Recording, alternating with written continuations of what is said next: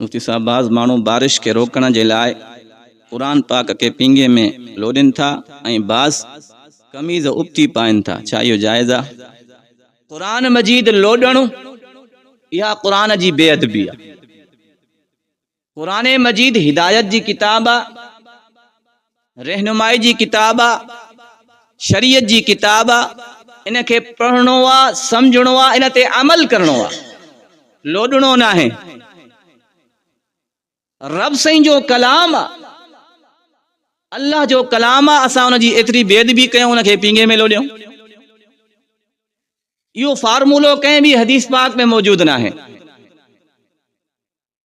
ऐं कमीज़ उबती कयो या शलवार उबती कयो, इन सां बारिश ते को असर न पवंदो। ये टोटका न शरीयत में हन, न कंहिं साइंस जी किताब में हन त कमीज़ उबती पाइण सां मींहुं बंदि थींदो। ये फुज़ूल क़िस्म जूं शयूं आहिनि, इन जो न शरीयत सां ताल्लुक़ आहे, न इन्हनि जी का लॉजिक ठहे थी। ये शयूं न कजनि। जेकी मसनून शइ आहे, नमाज पढ़जे, तिलावत कजे, दुआऊं घुरजनि, अल्लाहुम्मा हवालैना वला अलैना, या कसरत सां दुआ घुरजे, अल्लाह से रहम फरमाईंदो।